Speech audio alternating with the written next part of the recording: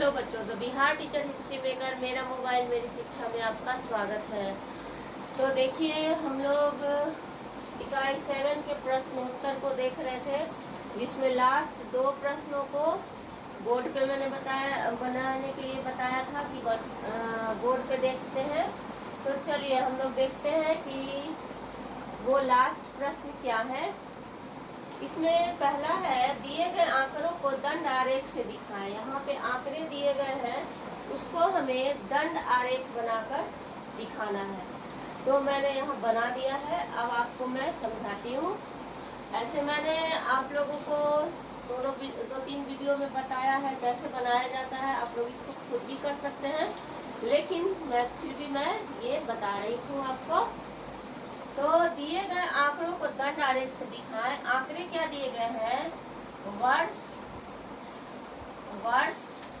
यहाँ पे दिए गए हैं। वर्ष में 1940 से 1990, 40, 50, 60, 70, 80, 90, ये 6 वर्ष दिए गए हैं।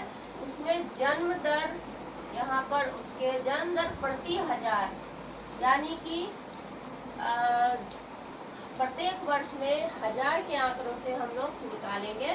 तो प्रति वर्ष 1000 के हिसाब से यहाँ पर जन्म दर दिए गए हैं। 1940 का 45 है, 1950 का 40 है, 1960 का 42 है, 1970 का 41 है, 1980 का 37 है और 1930 का 31 है।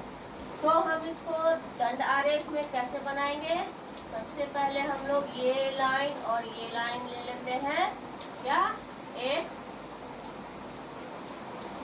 x और y। अब यहाँ पर हम शून्य को दर्शाते हैं, सॉरी, यहाँ पर x, यहाँ y और यहाँ शून्य को दर्शाते हैं। और इस एरिया में हम लोग क्या करेंगे? वर्ष को दर्शाएंगे, और इस एरिया में जन्म दर से। तो हम सबसे पहले इसमें जो वर्ष लिखे हुए हैं उसको उसी के अनुसार यहाँ पर लिख लिए हैं। और जन्म दर को यहाँ पर 5-10 का स्टेप में 5 का अंतर देके मैंने लिख दिया है। इसको अनुमानतः 0 से 5 यहाँ है, 1, 2, 3, 4, 5, 6, 7, 8, 9, 10, 11, 12, 13, 14, 15, इस तरह से यहाँ पर 50 तक हम लोग गिन सकते हैं। तो 1940 में यहाँ पर 45 दिया गया है, तो इसको हम कैसे बनाएंगे? स्केल से हम लोग बनाएंगे। ऐसे स्केल रख के देख लेंगे। 1940 से 45 कहाँ आ रहा है? यहाँ पे आ रहा है 45। तो इसके सामने हम लोग लाइन दे देंगे, और ये दंड 1940 का 45 को दर्शा रहा है। तो ये हो गया आपका 1940 का 45 जन्म दर। 1950 में हम लोग देख रहे हैं कि 40 है, तो अब इसमें खोजेंगे 40 कहाँ? यहाँ आ रहा है। तो इसके जस्ट सामने से हम लोग 1950 का लाइन देंगे, और इस तरह 1950 का बना देंगे। 1960 में 42 आ रहा है, तो 42 कहाँ हो सकता है? 40 के बाद 41, 42।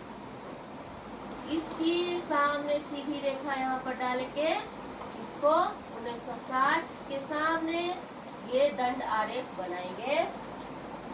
उसके बाद 1970 में कितना है? 41। वही उसी तरह हम लोग 40 के बाद यहाँ 41 आता है, इसके जस्ट सामने यहाँ पर आ रहा है आपका 41। तो 1970 का 41 दंड आरेख बन गया। 1980 में 37 है, तो 37 कहाँ पर देखेंगे? 35 के बाद 36, 37।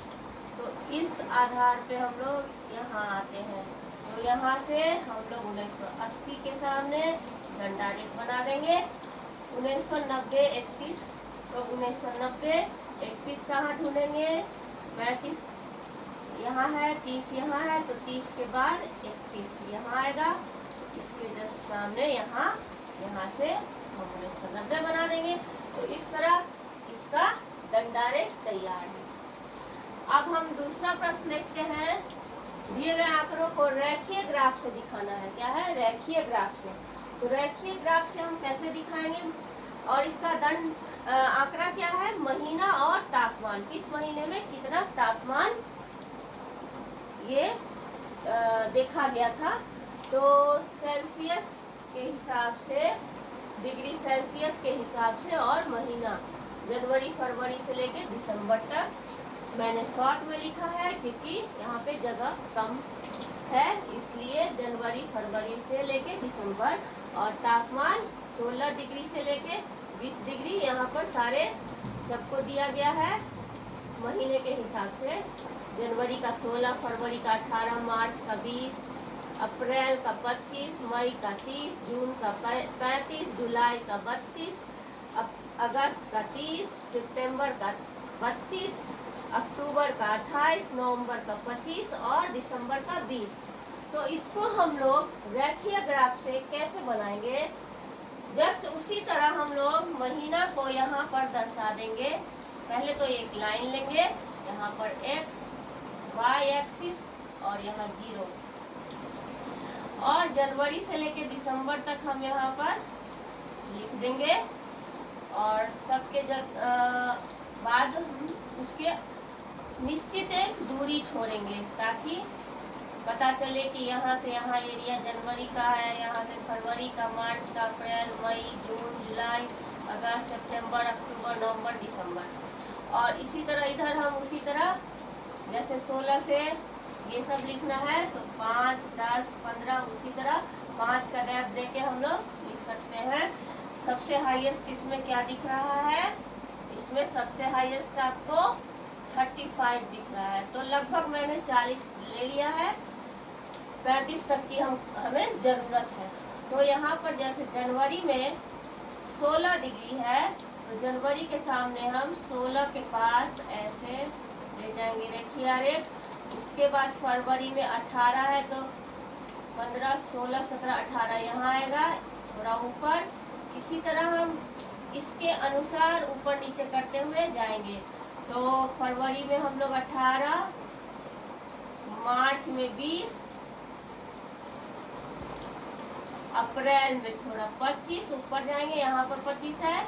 तो आप ऐसे करके लाइन भी दे सकते हैं जिससे आपको इसका आइडिया मिल सकता है कि कौन सा एरिया कहाँ पे है। जैसे ऐसे कर देने से हमें एग्जैक्ट पॉइंट का पता चलेगा, ठीक है। तो हम लोग 25 मार्च, उसके बाद अप्रैल में कितना है, जनवरी में 16, फरवरी में 18, मार्च में 20, अप्रैल में 25 अप्रैल में है, मई में 30, फिर जून में 35 ऊपर जाएंगे। यहाँ जुलाई में क्या आ जाता है, जुलाई में 25, अगस्त में 30, फिर नीचे, फिर सितंबर में 32 ऊपर जाएंगे, और अक्टूबर में 28 नीचे आया है, और फिर नवंबर में 25 और दिसंबर में 20। तो 20 के सामने हम यहाँ पर कर देंगे। तो ये हो गया रेखीय आरेख आपका, इस प्रश्न के लिए रेखीय आरेख तैयार हो गया। तो इस तरह हम आज इकाई 7 प्रश्नोत्तर सारा कुछ हो गया। अब हम लास्ट इकाई, अगला इकाई 8 को कल से शुरू कर रहे हैं, जो कि यातायात से संबंधित है। तो हम लोगों का कैचअप कोर्स समाप्त हो जाएगा और ज्योग्राफी के सारे चैप्टर खत्म हो जाएंगे। तो आप लोग इसका लाभ जरूर उठाएंगे, मुझे उम्मीद है।